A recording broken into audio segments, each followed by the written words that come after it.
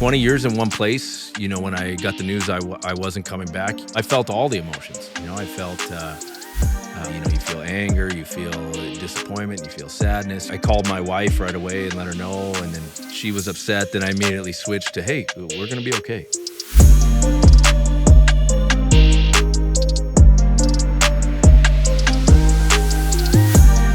Hi, everyone. Welcome to the 6th episode of the book.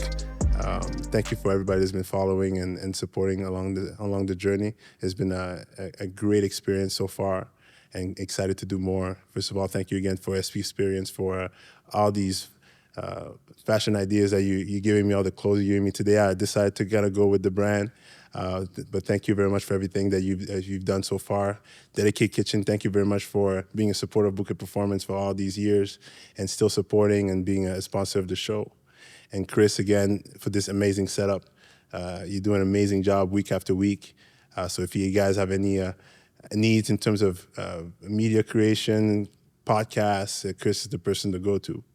Today, I feel like a little kid. I'm very excited for this guest. The minute I wanted to do this podcast, he's the first person that came to mind, just how authentic he is.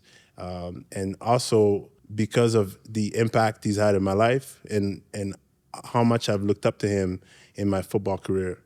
Mark Kilam, thank you very much for being here. Thank you for having me. No, it's a true honor to have you here with me today. You're a person that I've always wanted to play for you. And the minute I came to Calgary and watching you on the sideline and all the stuff I heard about you and us having the chance to interact. Actually, one of our first interactions wasn't even in the football field. It was at a restaurant when I worked as a lounge manager at Earl's. That's right. You came in the lounge, and this is my first time I had a chance to interact with you, and I still remember that time to this day. So thank you for being here. I really appreciate being here. My pleasure. You. I know this is a big moment for you. You just got a new job, right? And like we talked about before, you haven't had a day off since you've been on the go. So you being here is a true testament of who you are and caring for the players that you had and people that played for you in the past. And I'm excited for this new journey, and I would like to hear a little bit about this transition. Yeah. So, again, I appreciate those words, dude. I got chills when you were saying that, but that means a lot, so thank you. Been really going a million miles an hour since December 1st. I got hired, new head coach in Edmonton, and it was a whirlwind at first, but really have been going a million miles an hour. I think it wasn't just the football side of things in Edmonton. It was we were trying to reset the culture of an entire organization and. Obviously, I'm not alone in that. We've got new ownership, a new president, new general manager as well. But for me to do that and do my part, I had to be up there. I had to be in the building. I had to be looking people in the eyes. I had to be, really investing in everything around me to try to get it where we want it to be. And it's video department, it's strength and conditioning, it's AT, it's let's reconnect the admin side with the football side. That's right. You know what I mean? And there was definitely a lot of moving parts, but it's the fact that I've worked all those days. It really doesn't feel like work. It's because it's what I want to be doing. That's so right. It's kind of exciting. I mean, we're about a month out now from camp, so it's going to be here before we know it, and the journey will continue. For sure, and camp starts in a month, and a lot of exciting things are happening, and I want to dive into that. But the one thing I want to talk about is sometimes people, as coaches, they always see when you get the position, you get the glamorous moment and all these cameras in your face, and it looks like you're on top of the world. But the thing in this industry, as coaches, there's a moment where you're at home wondering what the next move is going to be, right? Yeah. You being at Calgary for 20 years, right? Yeah. That's an amazing journey. In one team, be there for 20 years, it's unbelievable. And that's a true testament of who you are. But there's a moment in your life where you had to reset and figure out what the next move is going to be. How did that feel? Like, put yourself in the moment at home when you're at home and didn't know what the next move was going to be. Yeah, I'll dive into all that.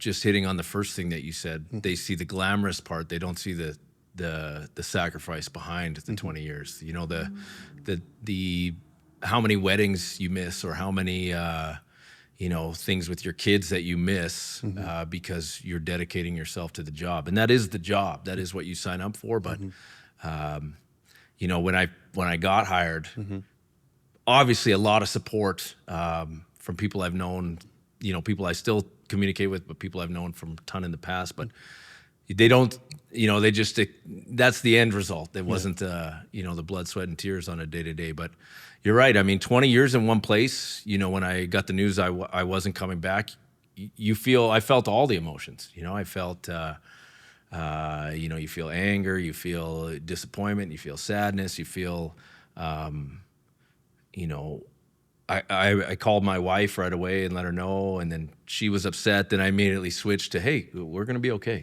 You know what? We're going to be okay. I'm going to land on my feet. You know, I've tried to pride myself over the years of doing things the right way and treating people the right way. And, right.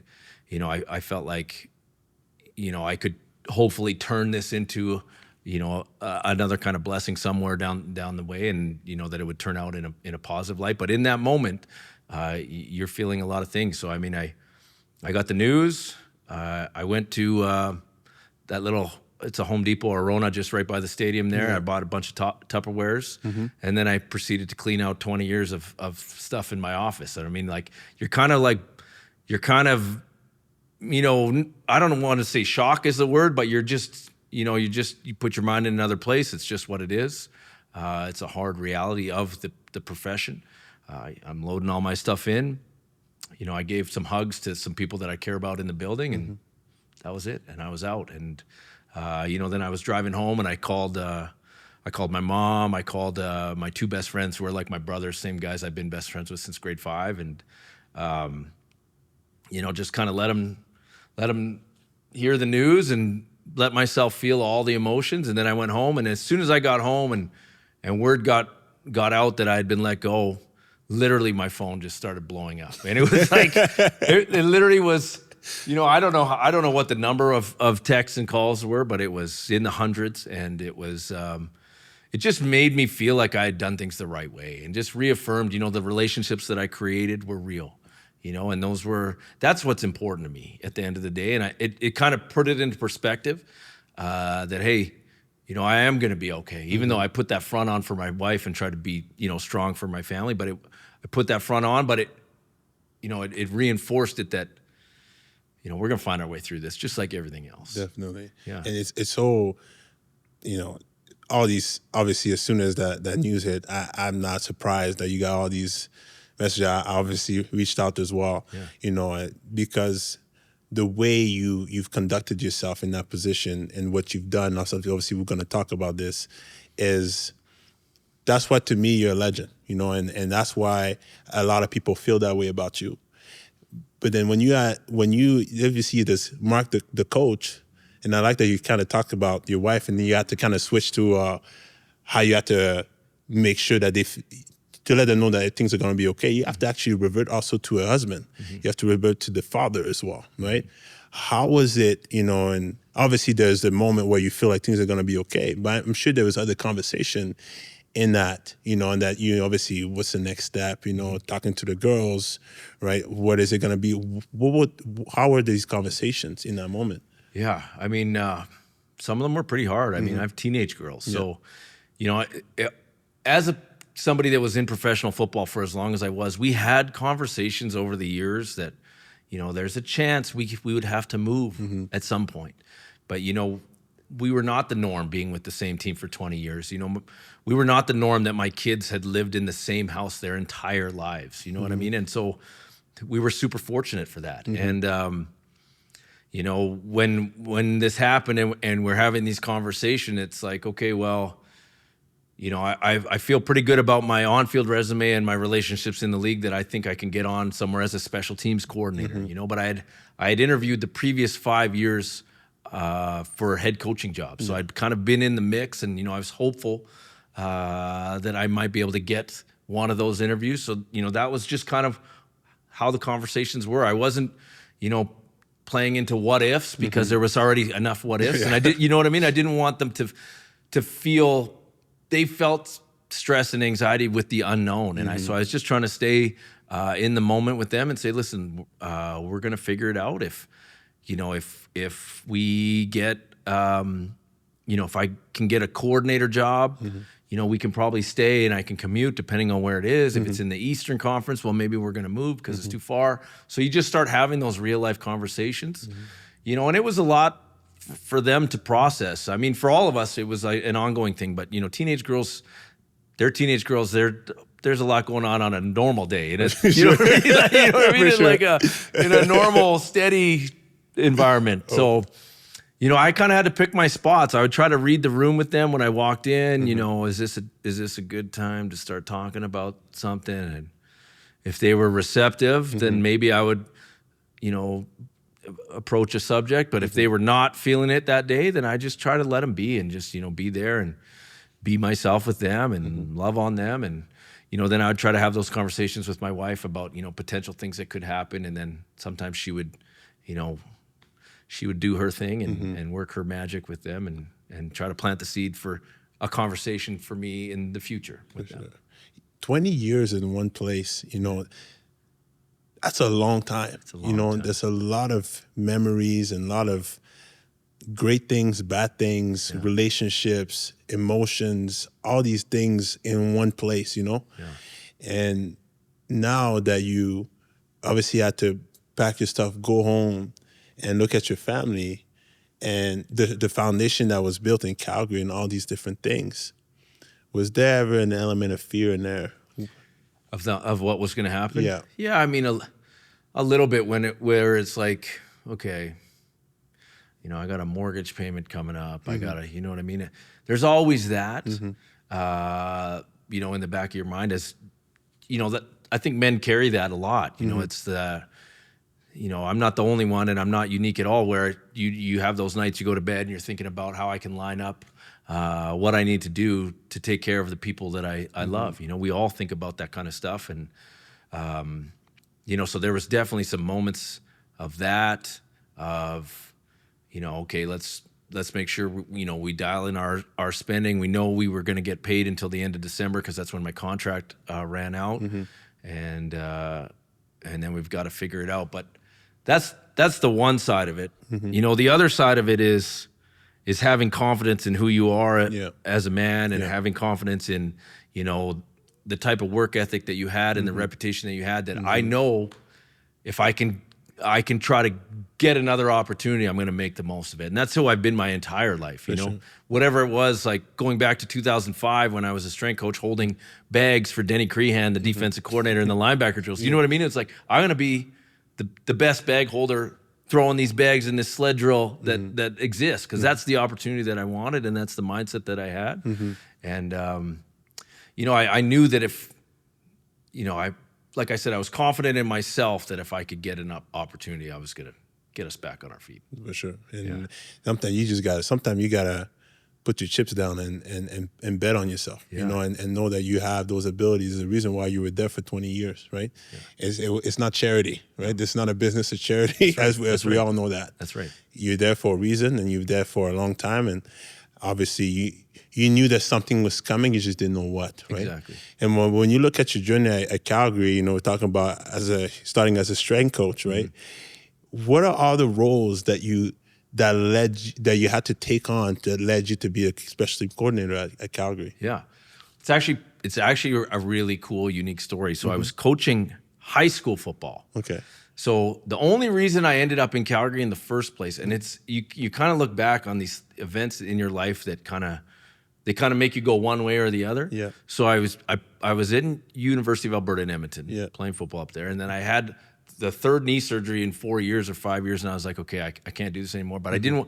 It was really hard for me to be around my peers, all my best friends who were about to play their fifth year. So I took this practicum in Calgary as a strength and conditioning coach at this place called Peak Power Sport Development. I was like, I got to get out of here. Yeah. So I did my last part of my degree here, and while I was here, they're like, if you can start this football training program, we'll hire you in the summer. Yeah. So I'm calling around all the local high school coaches trying to promote this program, and Bruce O'Neill, who was a co-head coach in Cochrane High School forever.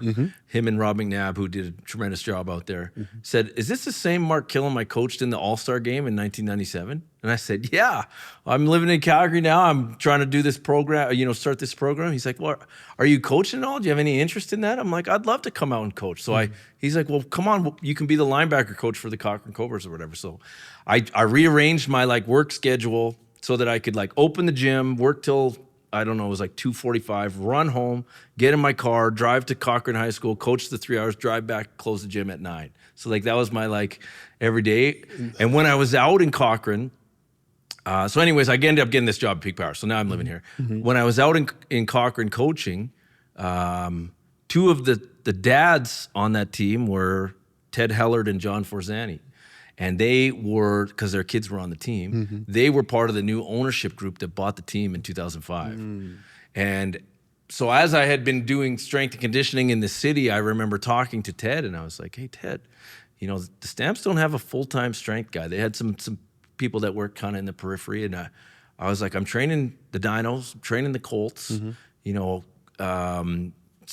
get me an opportunity here to be the strength coach for the team." And a lot of pestering from my side ended up getting me an interview and an opportunity, and I got hired onto Tom Higgins' staff in 2005. And so that's kind of how I got my foot in the door, which was crazy. So then I was coaching there, and like I mentioned, I basically just followed Denny Crehan, who was the defense coordinator, around because I wanted to coach. That's what I wanted to do. And then strength conditioning was just more of something you did at the time. Yeah. But you always wanted to be a football coach. Yeah. I was passionate about strength conditioning. We worked with tons of athletes and guys I still talk to today that we worked with. But football was what I wanted. That was who I was and what I wanted to do. And this was the avenue to get me into it and keep me close to it. For sure. Yeah. And so then Denny, halfway through the year, he's like, "Hey, do you want to just write the calls down from the box on game day?" I was like, 100% I do. So I'm up there on the headset, not allowed to say anything, but just writing the calls down. Then the following year, he's like, would you have any interest in being the defensive quality control coach? So I'm still the strength coach, but then he said defensive quality control, and of course I've said yes. But for anyone that doesn't know, defensive quality control is doing all the jobs that nobody wants to do. Yeah, so that's what it is. So you're talking about sacrifice and shit sandwiches. There's a little bit of that. That's a promotion. Yeah, there's a little bit of that. Yeah. So it was whatever you had to do. And of course, I was 26 at the time. I was like, let's go. I'm doing everything I can here. And so then that transition, I became the linebackers coach. Okay. I did that for a couple of years, so I kept kind of growing. And then when I became the specialty, I can't remember if it was my last year of being the linebackers coach in 2009 or when I became the coordinator in 10. That's when I stopped doing the strength and conditioning. I think it was 08 or 09, just when the coaching really became a real thing. I think it's when I became a position coach, when I became the linebackers coach. We hired a new strength and conditioning coach, but in 09, so I was basically I would help Craig Dickinson, who was the special teams coordinator at the time. I was kind of I was coaching linebackers. I was kind of like his right-hand man.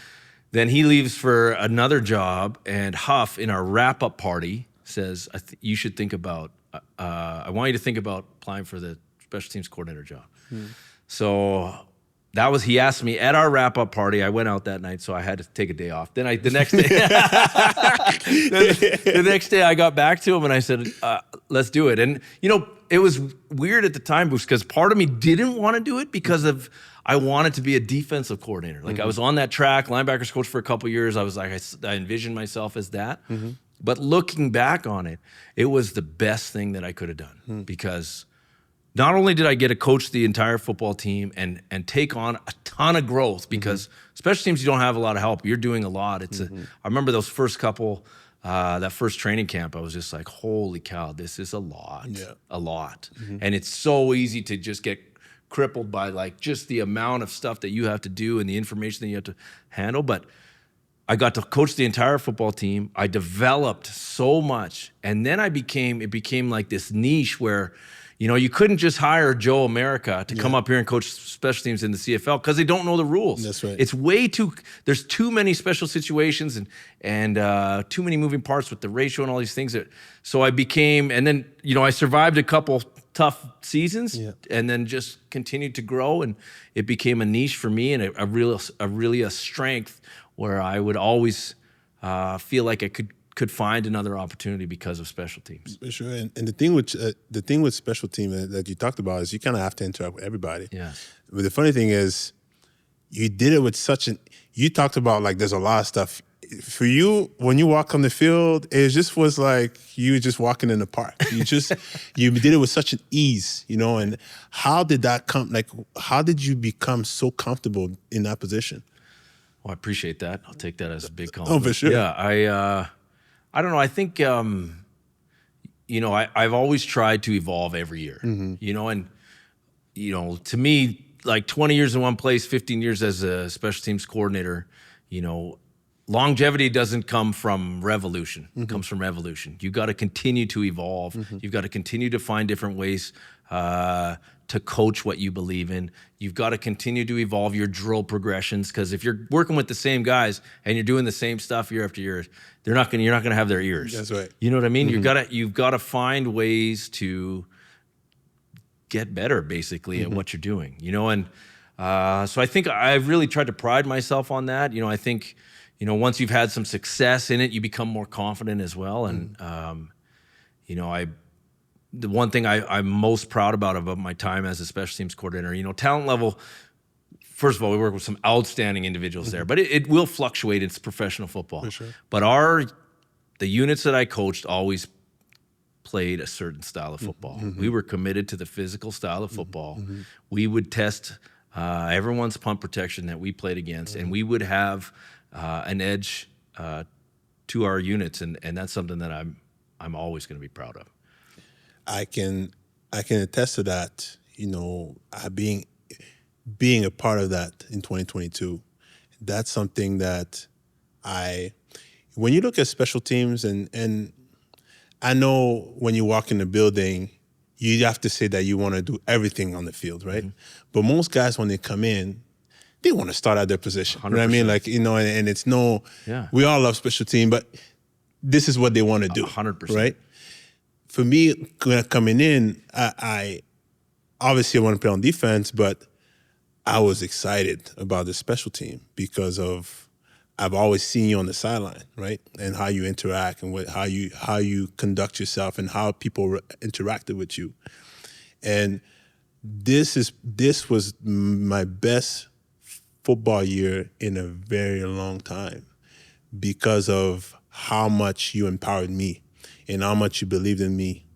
And I always feel like when I was on the field, and I'm sure I'm speaking for a lot of people, when I lined up, it's like Mark is right there next to me. I've always felt that way, right? And it allowed me to play with such an edge and do things on the field that I hadn't done in a long time. I had a lot of injuries, torn Achilles and whatnot, and at times you kind of second guess your abilities. Because I felt like you were there on the field, doesn't matter how I felt that day, I knew I was going to ball out because of who I was being coached by, right? And that's the culture you brought, right? And that's something that is so special about you. How did you develop that culture? First of all, what you just said, that I got you excited and to play special teams, is the greatest compliment that you could ever give me. So I take that to heart. So thank you for that. I don't know. I think culture is a word that it's always like a hot take word, and everyone talks about that and all the things. I think culture is more than a sign on the wall. Okay, it's culture to me is, it has so much to do with everyday actions. Are you reinforcing the things that you believe in on a day-to-day basis? Are you holding yourself and everyone else around you to the standard that you believe in? Are you doing the things that you need to do to accomplish the goals that you have on a day-to-day basis? Are you, reinforcing the things that drive performance and drive the behaviors that lead to performance? I think it's like such a deep and such a a big thing that, you can really, you could do masters on the, on theses on what culture is. But I think ultimately it comes down to authentic and genuine connections. I think it comes down to, how you care about one another. And I think it comes down to, are you, if we brought you in, you had this storied career, you played in the NFL. I respected you as a competitor when you're in Sask and all these things. I knew you from when you played at the Dinos. And we bring a guy like you in near the end of his career, and you can go out and I can look you in the eyes and you know that I believe in you and I'm putting you in positions where you can be successful and I'm showcasing that in front of your peers. And then you feel that and you go out and perform. I mean, that to me that's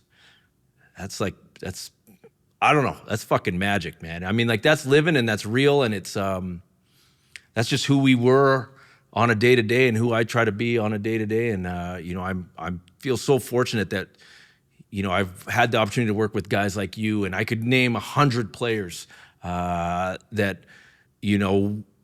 similar stories, and or not even, maybe they were just pluggers and got cut their first training camps, and then they became 10-year war horses on our units. And the love and respect that I have for guys that play the game at the highest level, because to be good at football, you have to be all in. There's just no way around it. You can't fake it out there. You step across the white line, it's real life. For sure. It's real life in there. And so the love and respect that I have for guys that do that and do it the right way will trump anything else. And that's what I keep in the forefront of my mind.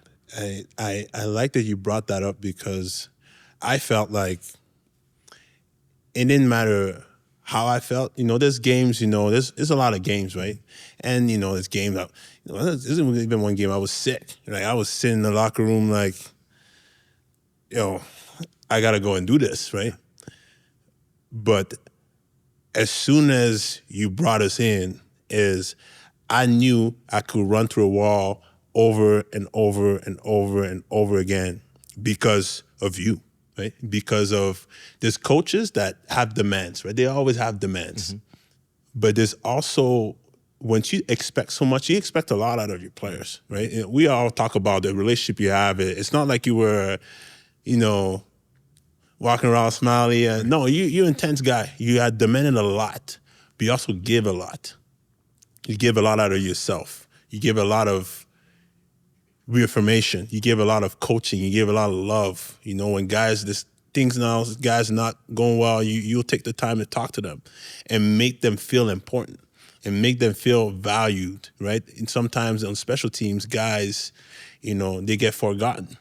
But they knew that there's always had a place where they could excel, and you give them that platform and you empowered them. And when it was time, you give them the flowers. And that's sometimes coaches forget that, right? Especially at the pro level, they all focus about their job and keeping their job so they don't have to move, right? And make sure that you perform for them, right? But you give that back, and that's something that I'll always be grateful for, to have the opportunity to see that. So now one day as a coach, I can empower my athletes that way. No, I love that, man. No, it's so special. Yeah. You being a special team coordinator, and there's always those talks, right? Just because of who you are and how the culture that you develop as a special team coach. What about Mark, the head coach, right? There's been these talks for a few years, right? Yeah. Well, 4 or 5 years. He's up next. He's up next. In those moments, you're hearing those talks and that possibility, right? Because as a special team coordinator, becoming a head coach wasn't as common at the time. Correct. Now you start seeing that a little bit more. And now hearing a name next to that, you going back to you being the holding backs as the strength coach and being the defensive quality coach, and then now becoming the special team coach. Now you hear the head coach of potentially being the head coach of a CFL team. How did you feel that? Well, I just got chills with you saying it right there. So that kind of tells you how I felt about it. But I'm really excited about it. That's the bottom line. I'm really excited about it. I think, it's always you have goals, you want to progress. You're trying to progress in the profession and stuff. But you don't really know it until, maybe the first time I went through the head coaching process where I interviewed. I'm like, okay, I can do this. You know what I mean? I can do this. Other people in the league see me potentially in this role. And then it kind of kept building from there. So every time I didn't get one of those jobs, I went back and I reflected, could I interview different? How was my presentation? What was my staff like? Do I have some deficiencies I need to work on? That was every January, basically, that would happen. And I would go and I would disappear. My family shares this cabin out in the woods in BC, and I would go out there solo mish is what I like to call it, and in the snow and build a snow fort and just do a lot of self-reflection. And it was awesome. And, to try to keep building. And then, part of that, I've had it builds the chip on your shoulder a little bit, in a sense of not a negative chip, but a chip that, drives you forward to be better. And I've always had that my whole life. And, I kept building that in. And then, even this year with this one, I felt like, I was hopeful to get an interview. And then all I kept hearing all week was it was a done deal in Edmonton, that it was going to be another coach up there and all these things. And I was like, well, I'm just going to be hopeful. And then I ended up getting an interview. And, I could tell within the first 20 minutes of that interview that I aligned with Ed Hervey, the general manager, and I also aligned with Chris Morris, the president. And I felt like it just started to build from there. It was the energy in there. And I obviously felt really good. I was fired up that I got it, but I'm not going to change who I am. I decided a long time ago when I first got into coaching, I was going to succeed or fail based on who I am. If I was wanting to fit the mold, I would have cut my hair a long time ago. You know what I mean? Don't cut it. Yeah. When the fans from Old Taylor Field are yelling, "Hey Prince, what's up, Prince?" You know what I mean? But I was confident in who I was. I was going to be who I was. So going into this job, to answer your question, I feel like all these lessons that I've been building on, and all this self-reflection and the pages of notes I took for myself, I'm just ready to radiate all of that. I've been taking it in and building it into my coaching philosophy and who I am as a human and who I want to be. And now I'm just ready to be that person. Sure. And for whatever reason, it wasn't my time before, and that's okay. And I was saying this to somebody the other day, that this opportunity that I have in this role to work with the people that I'm working with and the players that are in place already and the guys that we've gone on is just gets me so excited. Like, you can feel in Edmonton, you can feel the momentum in the city. And I'm not sure, and this is not a slight on anyone that was there before or anything, there wasn't momentum there. There wasn't connection with the community. There nobody cared. Obviously, it was a struggle there. And I've taken all of that in, and my staff, we're excited to drive this thing forward. And you look at we go out and we have this tremendous free agency class where we are bringing in culture changers. We are bringing in champions. We are bringing in high character men that embody the things that we want this program to be about. I mean, that's exciting. Sure. And those guys are committing 2-year commitments. You know what I mean? Moving families. Yeah. I mean, that doesn't, everyone's like, oh, you had to pay free agents. That's every year in sports. Free agents get paid. Yeah. Right. But these guys, the commitment that they're showing is one that we're trying to build within the city. And that's exciting, man. It's an exciting place to be. You talked on guys wanting to come. People have to realize, obviously, we're not talking about millions of dollars. That's right? It's not like, okay, so-and-so's offering me 20 million and he's offering me 50. We're talking about, obviously, respectable incomes, but it's not. People make those decisions based on, people play football in the CFL out of love and passion for the game. There's no doubt. That's what they go there to do. And they want to go out there and play for someone they believe in, right? If they're going to move their family and in free agency, they've had a long time to think about this move. And I'm sure that when they saw your name attached to that head coaching job, there are a lot of guys who were looking at their phone waiting, right? They were hoping to get that opportunity to work with you, because now they knew that they were going to play for someone they believe in. And once you're in that position, and the same thing with, you talked about going into all these interviews as a head coach, yes, were you ready 5 years ago? I believe so. I truly believe that you were ready. Yeah. But was it the right time for you with the right people? Maybe it wasn't. That's right. But when you sat down in that room, you felt it, right? You knew, okay, this is the time. These are the people. And that changes everything, right? That changes, sometimes you see guys going to certain teams, right? And they're called a bust. And then they go somewhere else, and then the greatest thing on earth. They thrive. Because it's the right place for them to That's be. right. You being in that position of picking guys and choosing these guys, and I don't want the political correct answer, right? Because he's, oh yeah, I want guys that, they're strong, fast, blah, blah, blah, all these things. But there's things like when you have street knowledge, I call it that way, right? You understand life, right? It's not just the X's and O's. You have those abilities to recognize people. When you sit down with these people and you talk to those people, what is it that you look for the most? When you say, this is the guy I want in my organization for the culture I want? First and foremost, the guys that try to do things the right way. We want to build part of like the foundation of who we are and who I am and who we want this football team to be is to have an earn it mindset. Guys that, when I say go out and earn it, it's not just on the field. It's through the way that they prepare, through the way that they're practicing, the way that they hold their teammates to a certain standard in practice, to the way that they are willing to do the extra. I mean, you just said it, the CFL, no one's getting rich in the CFL. And it's not like you can have the guys in there for, 8 hours a day. The CFL has, PA has set up things, but to be a winner, you have to do some extra. That's just the reality of it. And these are men that embody that. It's just who they are as humans. They embody that. So having that, part of it is guys that want to play the right way. You know what I mean? How do you know that? How do you know? Like when you, because it's interviews now, people make stuff up, right? They talk, because that's the goal, right? You got to make yourself look good. Yeah. But you got to be able to sniff that. Yeah. How do you know? I don't know. You just do. I mean, when you know, is that a horrible answer? For sure. These guys have done it over and over. They've done it in different places, sometimes two different teams. Some of them were personal relationships that I had with them. Maybe we drafted them way back in the day. Maybe, just competing and slapping hands pregame, and you get a feel for who somebody is when you look into their eyes.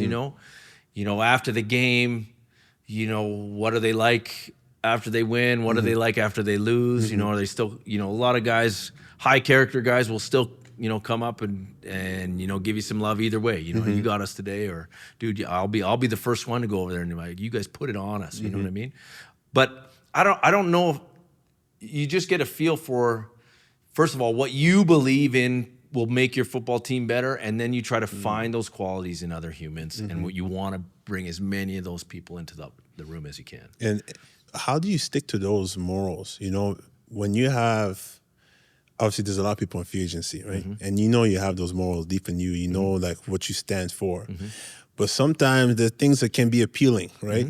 For sure. Maybe this guy. How do you stick to that? Yeah, well, especially when you're not the only one making those decisions. That's right. I mean, I'm going to get tested on it for sure coming into it. I mean, it's easy for me to talk about now when I haven't even gone through it, and words are words, but something that I've always prided myself on is action. I'm going to be about action. Our football team's going to be about action. And, is there going to be guys that maybe resist it? For sure there will. I mean, that's human nature. You put all these men into a room, training camp starts with 100 dudes. You know what I mean? Like, not everyone is going to be all in right now, and we're going to prove it to them. And in a communication that I had with the players, I said, this staff's going to prove it to you. I'm going to hold them to just as high a standard first and foremost. And that's including myself. You've worked with me, if I can admit fault when I have it. I'm not, it's not be all end all greatness. That's not how I work. So I'm going to hold our staff to that in front of the players, and then the players are going to know, that this staff really does have my best interest in mind. They're putting me in positions where I can make plays, where I can be successful, where I can be celebrated, and then we're going to try to do that with everybody and bring them all along. And, not everyone can be the star player, but we're going to, celebrate other roles on the football team and try to embrace that, because that's what you have to have if you want to be successful. And I'm sure there will be a natural process where some certain guys get weeded out. That happens every year in football. But I know that the leaders that we have on our football team are going to embody those traits. And when you have leaders that embody it, peer-to-peer recognition and respect is one of the biggest things in professional football. For sure. And I'm going to lean on those guys a lot. That's right. Yeah. It's a lot about who you empower. That's right. Because you can't professional football is such a big operation that you can't see everything. No. Right? You can't be everywhere. No. And I know that you're also gonna want to be involved, especially because that's something that you know and you love, That's right? right. And you have to have the people in place that can make that you trust that they're gonna embody those values that you want your football team to have. And obviously a lot of them will be the values that you also have as a person.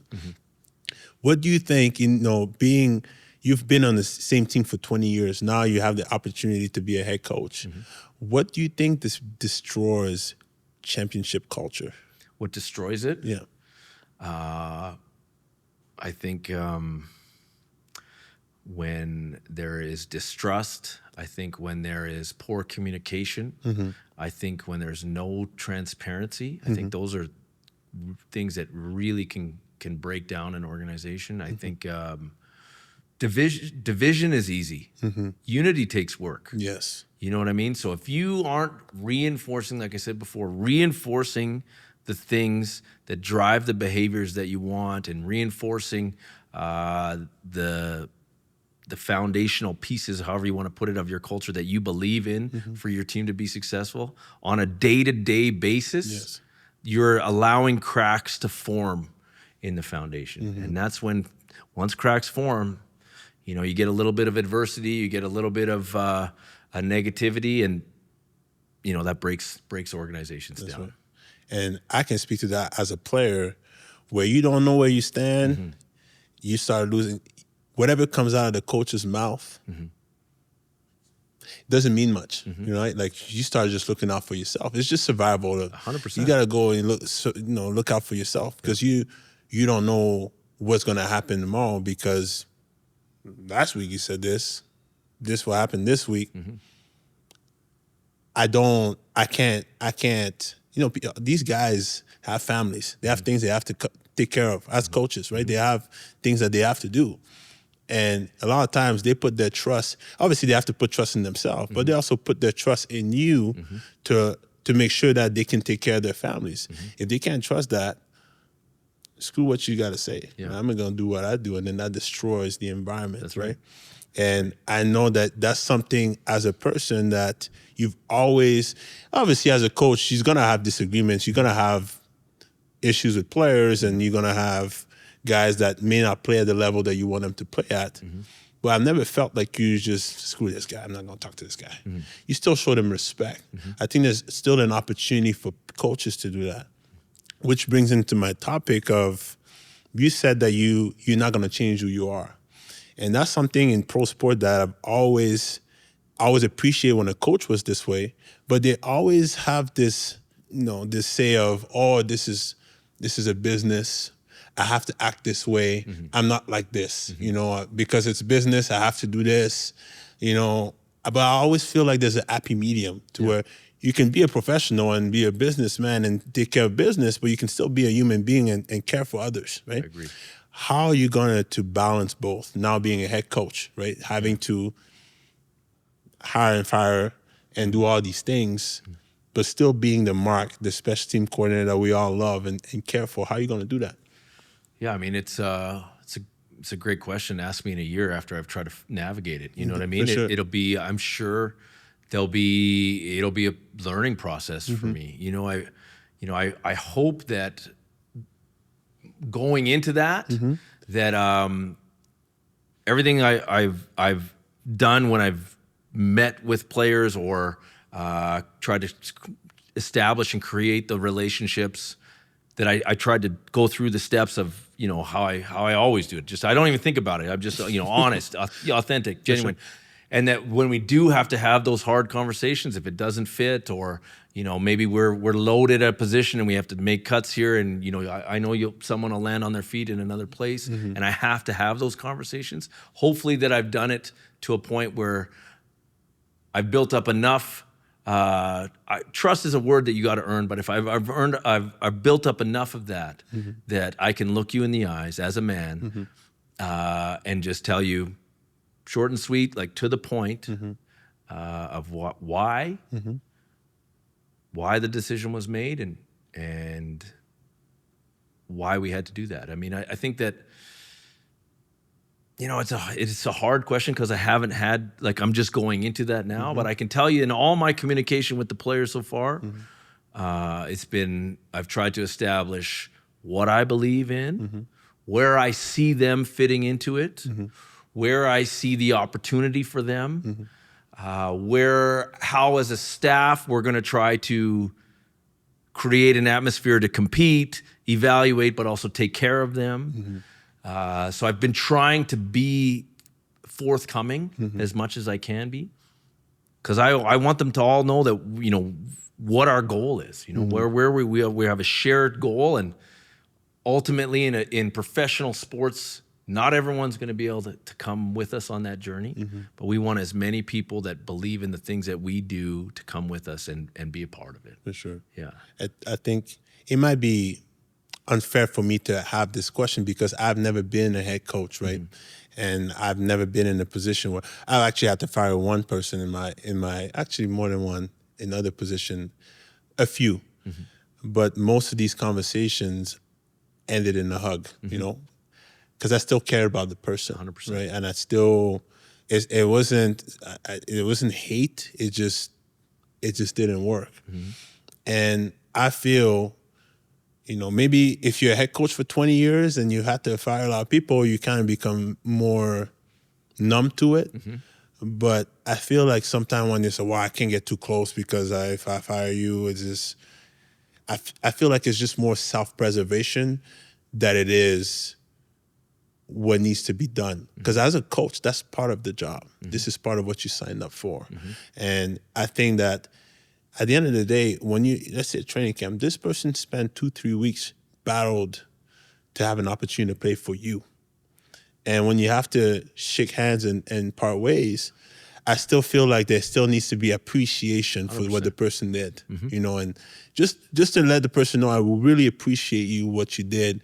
And I feel like people wouldn't have as much of a sour taste of professional sport if things were done that way. And I hope that you can continue doing that as a head coach, because I know that that's who you are as a person. Right. And that won't be easy, I'm sure. For sure. And especially when you have to do it multiple times. But I wish that coaches can put themselves in the player's shoe in that moment, what they feel like, what the conversation they know they're going to have. You have to have those conversations when you got to let go. Go back to the wife and let the person know, hey, right. It's not easy. No. So there's still a way to make that transition a little bit better if That's right. It's done the right way. That's right. And now that you go in there with these ideas and all these things, because I'm sure that you had a long time to think about when you're going to be a head coach, what it's going to be. And you're talking about the front office, right? These are people that we often talk about, the coaches and all these people. There's people in the behind the scenes that do a lot of things for the organization. And we talked about unity, right? You said it's hard to create unity. How do you plan on building unity with both the football organization and the front office? Yeah, I love that. I love that you asked about that, because one thing, the way it was set up here in Calgary was different, because the entity owned us. They were down at the Saddle Dome, so there wasn't really no business admin people, a few ticket people, but the rest of it was off-site. Yeah. I've been really enjoying the way that it is in Edmonton, because it's basically the facility's three levels. The third level is all the admin and the tickets and the marketing, and they're all in the same building as us. So every day I call it my rounds, making my rounds. Yeah. I go up there every day, walking through everybody, see what's up. Like I'll just throw up, post up on a cubicle, be like, what are you working on? What's going on your screen? But I want to look them in the eyes. I want them to feel like they're a part of what we're doing. We want to connect. We're not trying to connect the football team, but we're trying to connect the whole building. We have the same goal. If a marketing person can feel the energy that I have and the passion that I have for what we're trying to do as a football team, well, then maybe they can carry that over into some of the stuff that they're working on. And some of that will trickle into that. The other thing we've got the majority of our staff already in Edmonton. Nice. I make those guys one time per day walk up through the admin building. That's I'm awesome. like, I don't care if you just go look at somebody, go learn someone else's name, go look someone in the eyes. It could be, this person in accounting. It could be this person in HR, this person in tickets, whatever it is. I don't care. Go up there. Go hang out in the team store for a bit. Go talk to the ladies up there. You know what I mean? Yeah. Because I want them. I don't want it to be. It's easy to hide out in the middle level is the coach's level, the meeting rooms in the coach's offices. It's easy to hide out in your coach office all day. Yeah. Especially in the off season. You know what I mean? Sure. You're working. You're busy. You're doing stuff. But at least once a day, go up there, walk through there, because it's important. For sure. Yeah. Because at some point you will need them. Yeah, right? exactly. And it's not doing that because you need them. It's showing respect. Yes. You know what I mean? Like there's a lot of things they do for the organization. Yes. And we don't talk about it. Yeah. And for them to have coaches come up and just say hi, how are you doing? Yeah. Over time you get to know who they are, their kid is, like these things is very important and often gets overlooked, right? I agree. But you can't build a successful culture without the buy-in of everyone, right? Yeah. And it's gonna take all of you guys, right? So No doubt. now looking at your staff now, this is the first time you had the chance to assemble a staff for yourself. How was that process like? Yeah, I mean, like you kind of go through it over the years, but you don't really, you're just kind of affiliating with people. You know what I mean? Your buddies. Some guys are your buddies. Some guys you just respect from afar, and you kind of have conversations about it. But actually putting it together.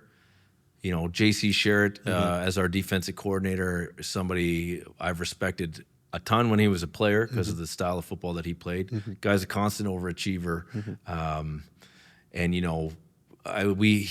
his first year in coaching was in Calgary as a linebackers coach. Then he did the tour of duty in the States with some colleges, and then he was in SAS last year. But he's a guy that has learned under some tremendous coaches. Was on Coach Mace's staff last year, and Coach Mace does an outstanding job. So it was really like a natural progression. Obviously, he has the history with the Edmonton franchise, in the community. So that one felt like that was a home run. You know what I mean? Bringing JC back. Part of going through those self-reflection periods after not getting those jobs, one of them was I felt like I really needed to align myself with strong offensive minds because my strengths were defensive and special teams. Yeah. And, the way that it worked out this year with Jordan Maximic coming on, the guy's been an OC in 2 different franchises. He's worked in 3 different clubs. He's worked with very upper echelon quarterbacks, Michael Riley, Vernon Adams, Nathan Rourke. You know what I mean? He's had success with all of them. He's from St. Albert, which is nice. right. Yeah, so it was this natural progression. So bringing him on really just, I felt like it was a tremendous hire, but it also took so much unknown out of my mind because I can just put him. He's also our assistant head coach. I know that Jordan is going to grind. He's somebody that came up the long way too, similar to myself, started as a video guy, so knows how to work and how to work hard and what it takes to be successful. So that was awesome. So as far as the coordinators were, you know what I mean? And we got out our third coordinator. He's our special teams coordinator, but he's also the best defensive line coach in the CFL, Demetrius Maxey. First of all, top-rate human. If you think I bring energy, that dude brings energy everywhere he goes. He is unbelievable. Nice. In a room. He gets the most out of his players. He's has a ton of history with Edmonton as well. So that was a great hire. And then you go through the list of our guys. So 2 of our guys were on Jordan's staff previously, and Jason Tucker, receivers coach, history in Edmonton. Yeah. You know, everyone just pictures Ricky Ray throwing corner routes to Jason Tucker in the end zone. You know what I mean? Like 100%. That's what you think about when you think about, you know, those teams that were really good. Tristan Dice, who's Bobby Dice, the head coach in Ottawa's son. He's been working with Jordan for the last few years. He gets to now coach a position, so it's a step up for him. For sure. He gets his own room. And then, you know, to complete the offensive side, we got Steven Sorrells, who I think is I think he's the best run game guy in the CFL. I know that everybody had problems with what they did last year, and the strength of that offense right now is, you know, that big offensive line, those 2 backs in Rankin and Leak, and then Trey Ford playing RPOs behind it. And I mean, we're going to put some stress on some defenses. For sure. And, you know, Sorrells was a huge part of that. So that completes the offensive side. You know, on the defensive, going back to JC, Demetrius Maxey, we brought in Aaron Grimes, ton of history in 100%. Edmonton, top-rate human, like unbelievable in the community, good family guy, maybe the only family that has more hair than the Kilam family. They got a ton of hair. Yeah. But, you know, he's top-rate human. I sat in his meeting the other day, and, you know, there was his voluntary meeting. There was 20 guys in it. And I was like, they're listening to him. You know, I really enjoyed the way that he was coaching his players. I thought it was a natural fit for him. Then we've got, you know, try to empower, give an opportunity to another young Canadian in Danny Nesbitt, who was a special teams guy at U of A the last couple of years. And, you know, he is really like a savant on the computers. His dad has coached in the CFL before. You know, he's just been a football guy his entire life. And, you know, you want to give opportunities to people that you feel like will take advantage of them, but he's also earned them. You know what I mean? And this kid is, he's not a kid. He's a young man, but he's, you know, I got, just in this short time he lives in Edmonton, so he's been in the building, and just a ton of respect for the stuff that he's done. And the last piece of our staff, we've got Des Cotillier, who I've had a ton of assistants over the years in Calgary, special teams assistant. This guy was the best one that I've had. So that was a coup for us to bring him up to Calgary, or bring him from Calgary to Edmonton. And, you know, he obviously knows everything that we do on special teams, so he's going to be a valuable asset for us in the building. But he's also a young up-and-comer. I mean, the guy's hungry, and the thing that I like about him the most, he's super intrinsically motivated. So you don't have to hold his hand. You know what I mean? I can give him a little bit or lead him into something that I want him to study it, and he'll go in depth and go further. And that's what we're looking for. You know what I mean? And that he's creating value for himself by just maximizing whatever opportunities are given to him. So I think, you know, it's super exciting. It's super exciting, the group that we were able to put together. And, you know, it's exciting for the players too. I mean, I think that they're connecting with the guys that we have. We've got enough guys that have formerly played in the CFL. We don't have like a ton of old Grizzly vets. I guess I'm one of them because I've been in there 20 years. You know what I mean? But, you know, we've got enough experience. We've got 5 Canadians on our staff, which, you know, I'm proud about as well. And, you know, it doesn't mean that anything. We still got to go out and earn it, and that's what we're going to do, and that's what we're going to be about. And these coaches, obviously, you talk about how excited you are. These coaches should be excited to have you as a leader. You know, you just spent 5 minutes describing every single person and what they do well. And it'll be easy to just talk about the flashy names, just to kind of boast yourself. You went through every single person and talked about what they do best. And that is the true, that's what I felt when I played for you, is you could find the best out of everybody, and you brought the best out of everybody. And I always believe that people always talk about, oh, I've done this for 30 years, so I know what I'm doing. It's not about how long you've done it, it's how you do it. And the way you go about things, you will bring the best out of all of them. And they know that. That's why they're there with you. And then, obviously, there's going to be ups and downs. There's going to be a transition period. There's going to be a lot of things. But I can't wait to feel that. And that vibe in Edmonton is going to be felt across the whole country. because I know that you will do things the right way, because that's just who you are. Thank you. And you brought in people. The three things that came to mind when you talked about, when I think of you and also when I think about the people that you brought in, is first of all, hustle. You know, there's different type of hustlers, right? There's hustlers that grind and pick up things. They do all the little things, right? And make sure that, no, this got to be put this way, like this, right? They're perfectionists. They do the thing the right way. And there's hustlers that always find a way to get what they want and do it the wrong way, right? They're always this lazy one, right? You got the right hustlers in there.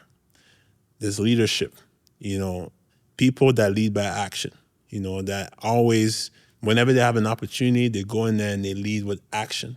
And that's important. And character. That's the one piece. When you look at a leader and when you walk into the place and you see how the person operates on the day-to-day and how they treat everybody, that empowers all the other leaders to do the same, right? So I'm excited to see the team full of leaders that you assembled together and see how great you guys can be, and I'm excited to see that.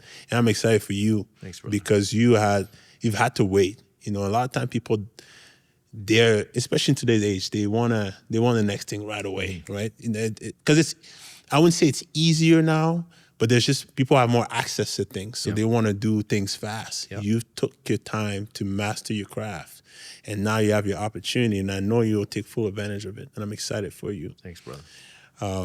I want to ask you a question here. I always ask the guests the same question, and I know that you have family tatted on your chest.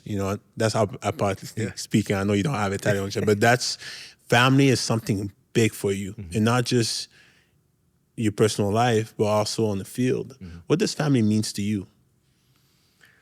Oh, that's a deep one. You can get deep on that one. Yes, sir. Family means, family to me is what gets you up every day, what you're willing to put yourself through for, what family means home, family means love, family means joy, means pain, it means, I feel so fortunate in my life. Like, I have 3 sisters. My parents are still alive. I have, I've known my grandparents. I've known brotherhood. I've known, I've got 2 beautiful girls at home. My wife is when I met her, one of the first things I thought, and I don't know if this is stupid or not to say, but I was like, I could just see. Obviously, I thought she was super cute, but I thought,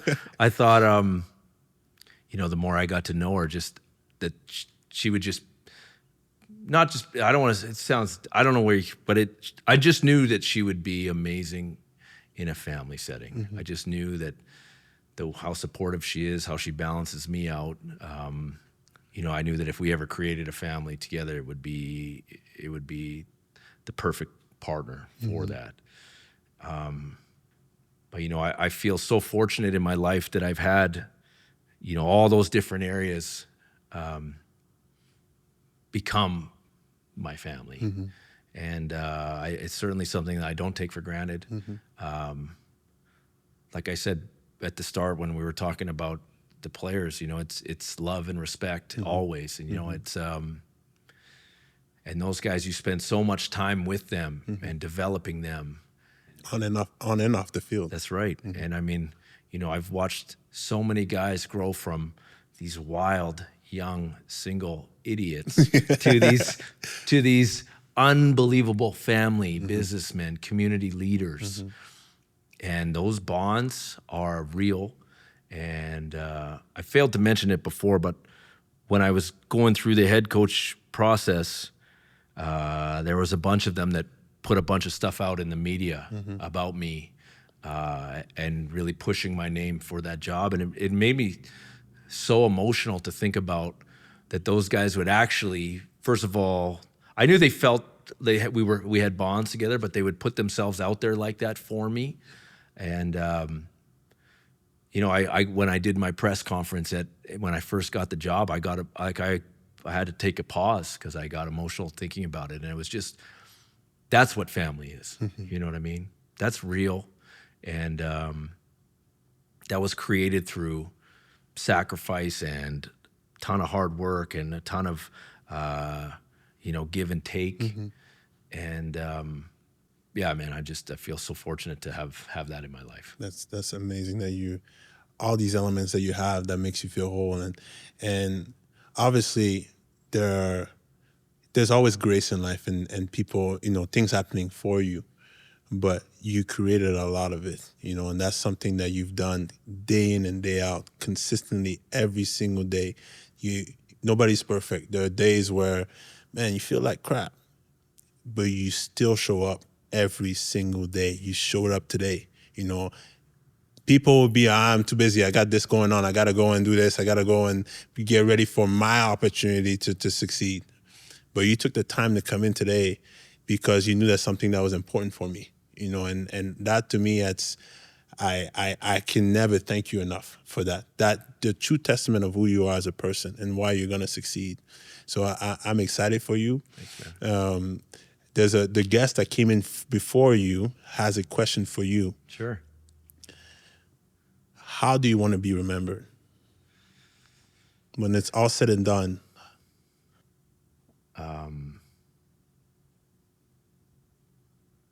That I want to be remembered as somebody that wouldn't let you get away with not maximizing everything that you had. I want to be remembered for holding everybody to the same standard that we came up with together. And I want to be remembered as, you know, somebody that always had their backs. 'Cause that's what I'm about. I love that. And you're doing that. So, and I know a lot of guys know you for that. And that's it. It's very important when I look at you and I see what you've done, you know, to me, you're well on your way. And I'm not speaking that out of bias. You will be remembered as one of the best coach in CFL history. Thanks, brother. Because of everything you've done consistently day in and day out. And it's not about some years, there's been ups and downs. But one thing you knew when you played Calgary, you got to go to Kilam squad. You had to, right? And that's something that we can't say that of everybody. And you will be remembered as one of the greatest, so now you have an opportunity to leave a question to the next guest, something that's on your heart that maybe that's a question for yourself that you would like to leave the next guest. What would it be? What would it be? Question for somebody. If you had to do it again, what would you change? Just to pose some self-reflection. Actually, let me ask you that question. In all of those years, right, that you've done, you've coached for a lot of years now. You've been in the same place for 20 years now. You get to go and do things, and you've done a lot of great things. Obviously, I've talked about a lot of the great things that you did. If you could go back, is there something is there a moment that you feel like you wish you would have done different? Well, I mean, obviously, if you were leaning into outcomes, maybe I second guessed a play call, or maybe I shouldn't have, maybe I tried to do too much, or, but I think in general, I'm not saying I'm not far from perfect, but just like you trust it you make the decisions that you do with the information that you have at the time, you know what I mean? And you try to make the best decision for the team or for whatever your goal is. I've screwed up 100 things in my life, you know, but I think if I did, I'd be the first one to try to own it and try to make it right if I did. You know, changing my career path, I wouldn't, because it was the way that it worked out. I mean, if I always sometimes I wish I could have played to the fullest of my abilities, but you know how it is once you have one surgery, you're never the same, and then after 3, you have no chance. But but if that didn't happen at the time, I held a lot of resentment for that, and I was mad about it. But that changed the course of my life. And it got me out of Edmonton to Calgary, and it got me going through all those things like we talked about. And, you know, if that doesn't happen, then I'm not sitting in this chair right now, you know? So I think, you know, you want to change, sure, like decisions on a day-to-day for business, for football, for sports, you know. Maybe this year I'll be like, damn, I didn't call my timeout and fast enough, or whatever, you know what I mean? That stuff. But I think I'll learn from those things. I think on an overall, you know, as far as like my life and my career path, you know, all the pain, all the struggle, all the things, it shaped me to where I am right now. Definitely. Yeah. On to amazing things, you know, right. and everything happens for a reason. And as long as you can look back and appreciate those times, you know, and use those moments, obviously you will make mistakes. You make mistakes on a daily, right? But there's always an opportunity for that, and which takes you on and leads you on. Maybe if you had played football, your life wouldn't have been as great as it is right now. You never know. For sure. And I know that you're very fortunate to be in the position that you're in, and you've taken full advantage of it and empowered a lot of people.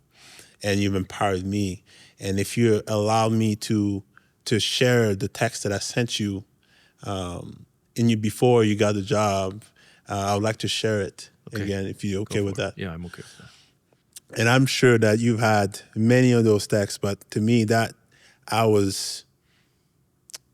woke up that morning and you came to my heart, and I really wanted to. Sometimes what's disappointing in life is there's people that impact your life so much, and you never take the time to let them know until it's too late. You know, it's very important to let people know how you feel about them, because you say, oh, he knows. He may know, but it still feels good. As a coach, especially a giver like you, you're not asking anything back. You're not looking for a give back, but thank you goes a long way. And this is what I shared with you that morning. I said, good morning, Coach. This is Bouk. I just wanted to reach out to let you know how much you meant for me as a coach. From day one, you've always supported me regardless of what team I was on and what stage of life I was on. My whole CFL career, I wanted to play for you. And when that day came, it was better than I could even imagine. When I think about CFL football, I think about Coach Kilam, one of the best coaches I've ever had in my 23 years of football. Because of you, my last year of football is one that I will never forget, and is one of the best gifts a coach can give a player. Giving him the love and support to allow him to finish his football journey on a strong and positive note.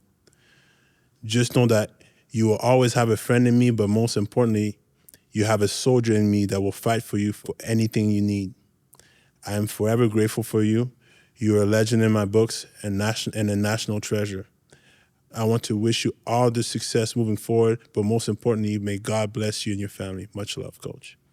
I love you, brother. Love you too, and I'm so grateful that God put you in my life, because you have shown me how to lead, and I know that I will not take this for granted, and I will make sure that I empower everybody that I encounter the same way you've empowered me. So thank you so much for being here. Thank you for saying that.